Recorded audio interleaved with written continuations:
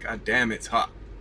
We've got like this crazy heat wave, and I know 30 to 31 degrees Celsius,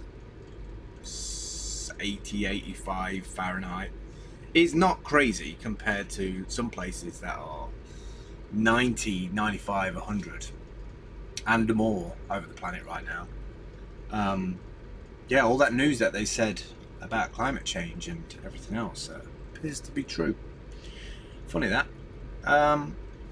Today, I quickly wanted to talk about metaverses. I kind of saw the word badgered around a lot when people used to talk about metaverses. And recently, I've only just clicked in terms of how they can be a really great disconnect from communities that you're in, or maybe you're a kind of person who likes to flit around a lot into different things. So you have a hobby 1 minute, maybe you do it for summer, maybe you do it for winter, and then you're into something else. I feel like the transition from centralized to decentralized looks weaker every day. I used to really get behind the idea of like, we must decentralize everything, and I still believe that, but I feel like nowadays the only reason why centralized is bad is because everybody's trying to attack it to take it down, to force the narrative of decentralized. And sometimes some centralized things actually work out pretty great. They're just the wrong price, or we just don't like their ethics, or their original narrative has completely changed as the business has grown into something, like a big behemoth, big Goliath of a monopoly. So we kind of lose interest. It's kind of interesting to me how you look at like providers of hardware, for instance, for colleges, when they put in these like mesh hotspots, how quickly the turnover of those companies is. And I think it's because the undercurrent, the scene, the networking, the security level underneath that, who are constantly trying to break WPA 2.3, I think it's all broke now. Those things ebb and flow really quickly. It's like, get in, make your name, make good hardware, sell it cheaper than the competitor, and then get bought out and acquired in 2 years' time and do something else on the money that you got out of the deal. I see a lot of churn like that. Somebody comes along with a great idea, puts in an implementation of it, gradually it gets worse and worse and worse, and then it just becomes into this like thing that's attacked, and then people just get frustrated with it and move away from it. Anyway, metaverses. One thing I've just realized about metaverses, and this is from using a new place where I kind of just check in with myself and other people via text. I'm not going to talk about it just yet. I want to get it all a little bit more established first, but I'm using a metaverse, which is like a textual forum, if you remember forums back in the day. I'm sure some people still use forums. I mean, you've got things like Quora these days, where you can pose a question and people answer it back, which I really like, actually. I like that kind of being able to dip in and then wake up next day and a bunch of people have replied. And this is similar in that regard, but something really switched for me, like I said a little bit earlier, that I realized that I can create these transitory places. I don't have to always be there. I don't have to always have a Discord channel that I go in and check in and have conversations back and forth all day. I feel like that's a real big time suck. And what I've realized is that there's lots of different spaces on the web that I can do these things. I can go and create a world in Decentraland. I can do it in Crypto Voxels. I can do it in all of these different metaverses. I can go in, I can build something, and that can be like my safe space, or that can be a community of 10 who are into a specific niche that I'm into. We don't have to be roped into the community. We don't have to be put in a box and you're that part of the community. You're a developer, you're a social media, you're marketing and whatever. Because we all approach these things now with different moods anyway. It's not like it was back in the day where we all like sat in front of the camera and got ready for the Skype call. Like, everything is on demand, everything's real time. We're jumping in and out of tabs and into different windows and into different Zoom virtual calls. So one thing I've realized is that I really love the idea that I can have in my arsenal of spaces, digital virtual spaces online, these different metaverses that exist on different platforms. So you're not tied into one thing.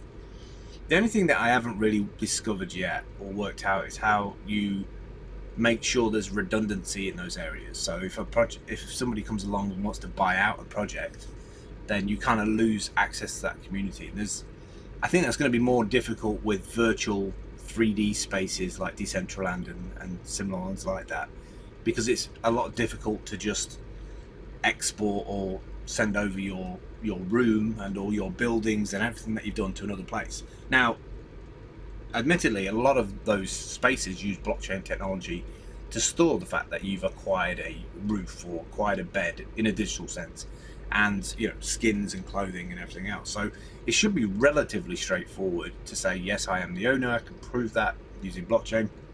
I can sign in and using MetaMask, and they're on my components. So it should be fairly easy to take them from one place to another place. I'm sure there'll be like importer tools for it. But I think there's a marketplace around, in a similar way like a PR company or an advertising company. I think there's going to be groups of people who manage, the brand, the rights, the assets of other people. And I don't know what they look like yet, but there'll be like some kind of evolution of a digital management company, but a metaverse version of that. So I'm kind of excited again, because I've been looking for community spaces without having to be a member of the community, like somebody who's just like, oh, ask such and such, or he does this, because I feel like my hobbies and my interests change on a daily basis now. There's just so many interesting things out there in the world that I want to be part of, but I don't want to be, in the same way like people say hard money, I don't want to be hard community. I just want to be like loosey goosey. I want to be able to dip in, dip out, see what other people are up to. And I think that's the reason why the maker community, if you look at the maker community on Twitter, is doing so well, is that they've just created these like portals of like, do you want to share like your updates as you put them out throughout the day? And they're non-committal. You don't have to like or vote or comment. Like, they're just like a fire hose stream of data that's going by. And actually what it does is it empowers people to like push something themselves, or like check out what other people are working on. And I kind of like that, because it's like an empowerment engine in itself.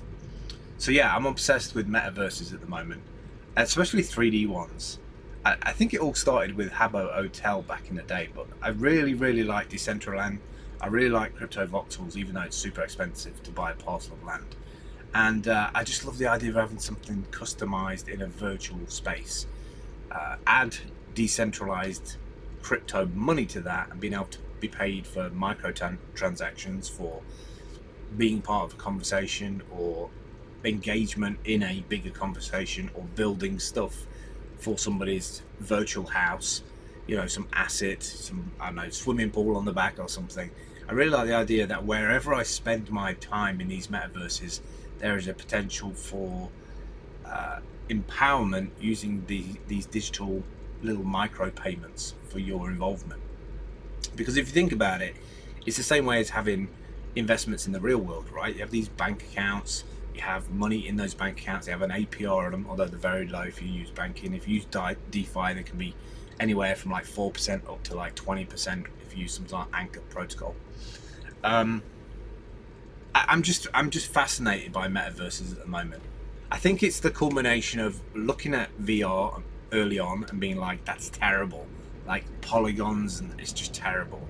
And then actually 5 years later putting a VR headset on and it's like improved and it feels like you're actually part of it, to today where you've got people streaming games when they're inside the games on their webcams, and then putting that on a YouTube video and then embedding that inside of a world again. It's like just so many levels of meta attached to it. And the meta itself, the data, the involvement of that from one thing to another thing to another thing, is really interesting to me, like in terms of the evolution of the legacy life cycle of something, of an event, of a piece of data, of a piece of media, and be able to track that back using blockchain. Using, imagine having like an AI that you can speak to and say, hey, who come up with such and such, and when was this rolled out?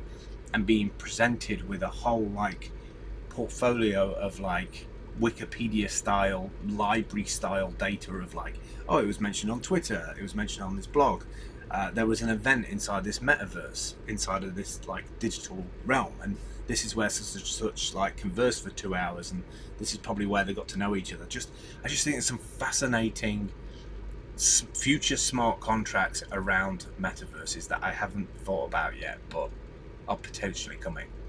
All right, I'm gonna have some tea. I will see you later. Bye bye.